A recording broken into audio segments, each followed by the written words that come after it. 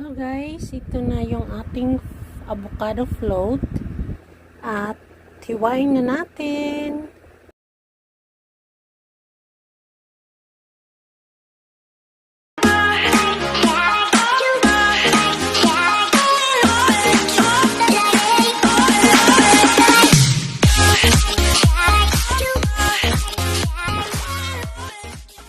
Hello friendship! Welcome to my channel. Ito na ulit, nagbabalik ang yung lola. So ngayon guys, meron akong lulutuin at I'm very what should I say? Na-miss ko na talaga siya. This is avocado. My favorite, one of my favorite fruit is avocado guys. Kaya I love to eat this nung bata pa ako kasi alam mo naman sa Pilipinas it's very cheap and at that time yung avocado is pinagaanuhan lang namin noon, inaakyat-akyatan ng mga maliliit pa kami. But here in Korea avocado is very expensive and hindi ka makakabili ng fresh talaga na kagaya sa atin. So ayan, sinok ko muna siya sa vinegar para kung meron siyang mga chemicals, makatulong din yung vinegar. So ayan, I have 3 avocados here and panoorin nyo guys kung anong gagawin ko. Let's start it. Ayan guys, medyo nahiwanan. Medyo anong tawag niyan, busy ang lola nyo sa paggawa ng vlogs at kasi meron kasi ngayon ghost month tsaka first month ngayon ng 8, kaya alam nyo na meron tayong mga ginagawang ritual. Yung mga nakaka-relate dyan ay hindi pa rin ako nagbabago, ganun pa rin. Kaso hindi lang ako nag-upload ng videos kasi para sa tingin ko marami na rin nagagawa niyan. So again guys, huwag nyo tatapon ang balat tsaka buto. Gagawa tayo ng DIY avocado oil. So ito yung laman lang kailangan natin para sa float, kaya lahat ng avocado magagamit natin. So, ayan. Tutok lang kayo dyan, guys. At, hindi kayo maano. At, gagawa ako ng paraan para matuto. Kasi alam nyo naman, guys, na ang avocado is very expensive dito sa Korea. Sa inyo nga very cheap lang, baka sa kapitbahay nyo o sa inyo meron kayo niyan di ba? So yun, konti lang ang gagawin nating float kasi 3 lang yung avocado natin, pero makakagawa. Medyo namamalat ako guys kasi yung hangover ko pa sa birthday nagkaraoke. Ayan guys, tapos na natin yung avocado. So i-mash lang natin siya sa tinidor para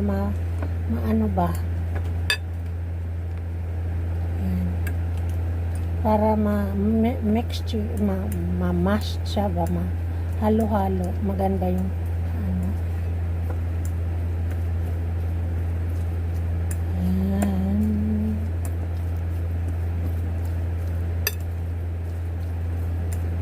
Masarap ito, lalagyan lang ng gatas nung maliit pa ako or asukal.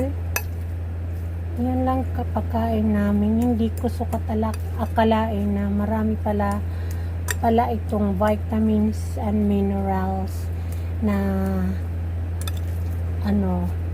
simple lang. So ayan guys, nadurog na natin ang avocado. Ayan, nadurog. Ang gagawin natin ngayon is kukuha tayo ng iba pang ingredients. So, ito naman guys, yung condensed milk. Ano to siya? 500 grams. Pero, kukuha lang tayo ng 3/4 cup or kalahati ng cup. At, depende kasi sa dami ng so 3/4 cup lang ang gagamitin natin para ihalo dito sa mixture ng avocado. Yan.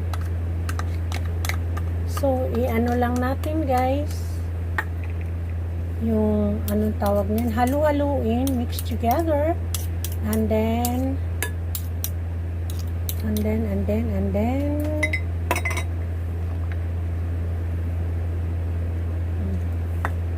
i-set tapos nating mahalo ang mixture niya, i-set aside natin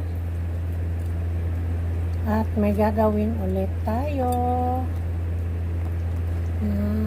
ayan, super green siya talaga. Ayan, halo-halo na siya guys. Tapos kukuha tayo ng whipping cream. I need only 200 grams ng whipping cream guys, kasi hindi naman ito siya masyadong marami. Kaya 200 grams lang ang gagamitin nating whipping cream. Yan, na siya guys, nahalo, ayan siya. So ayan guys, ito yung 200 grams natin na whipping cream. I-ano lang natin ito sa mixer hanggang madoble ang size niya. Kung wala kayong electric mixer, pwede rin yung hand mixer. As long as madoble yung size ng whipping cream natin.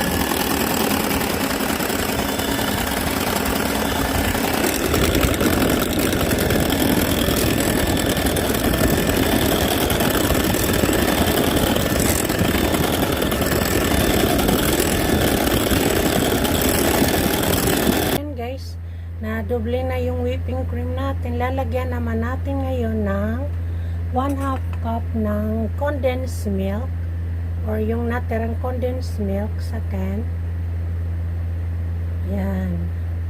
Ihalo-halo lang natin.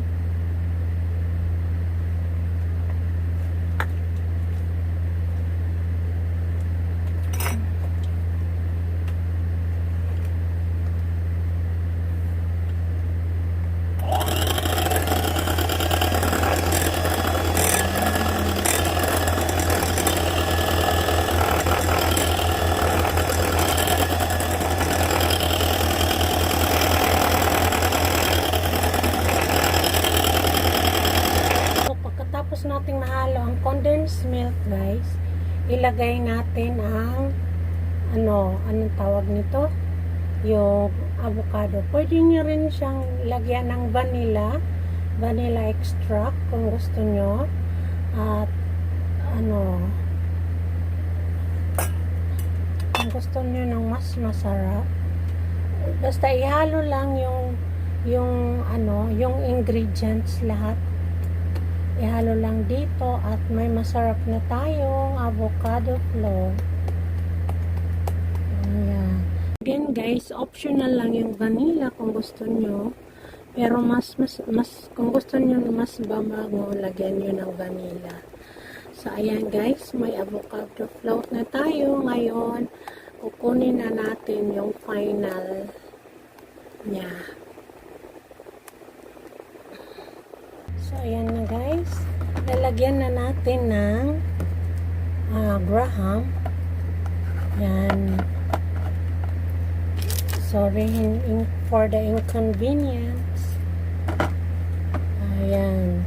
Guys, much better kung mayroon kayong yung tray ko, hindi ko alam kung nasaan na. Yung, ang tawag niya na tray. Yung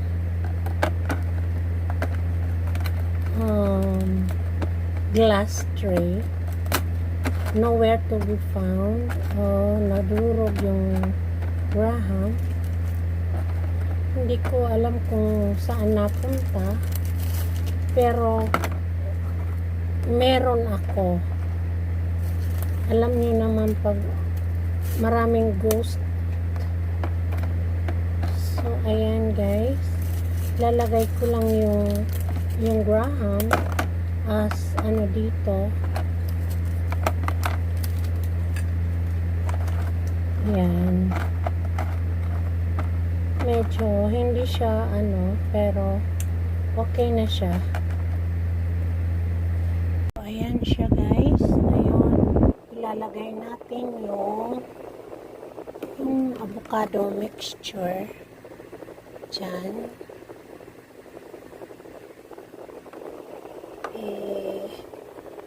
Ilagay natin, tapos i-flatten lang natin siya completely. Yung may mga durog-durog siya. Ayan.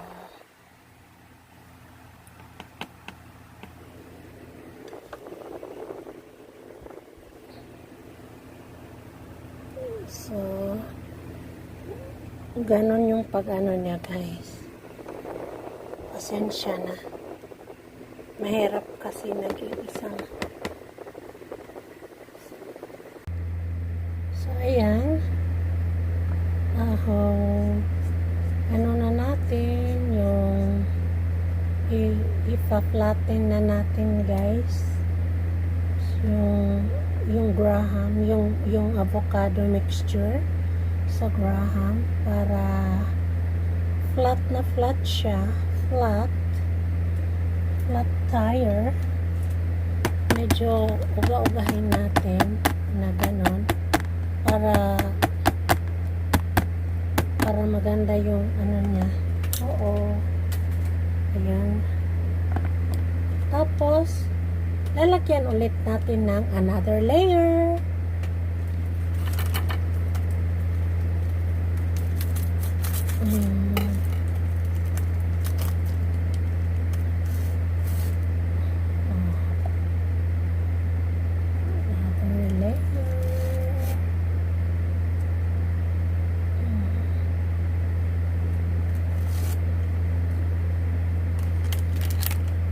Graham to guys ha, baka ano, Graham crackers.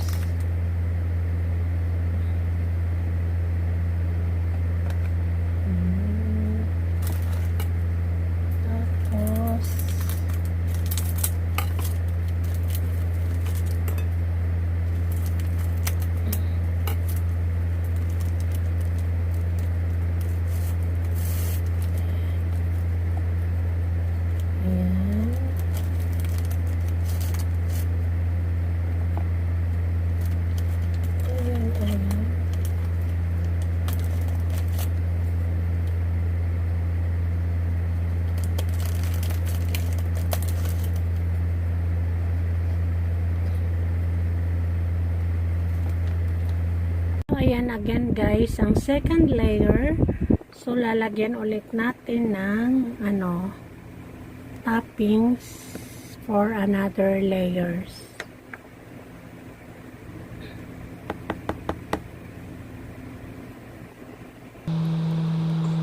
So ilagay na natin lahat sa mixture ng avocado para final mixture ng avocado.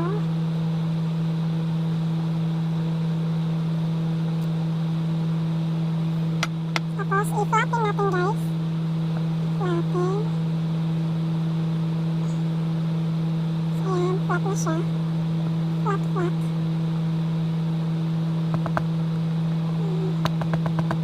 So, again, i-iron din natin. Para mag-flat talaga. Para makasiguro tayo flat na flat. Flat tire.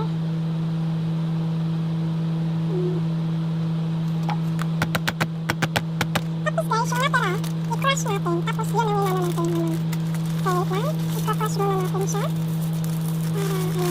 Tatlong piraso lang yun. Yung Graham, tatlong piraso din naman.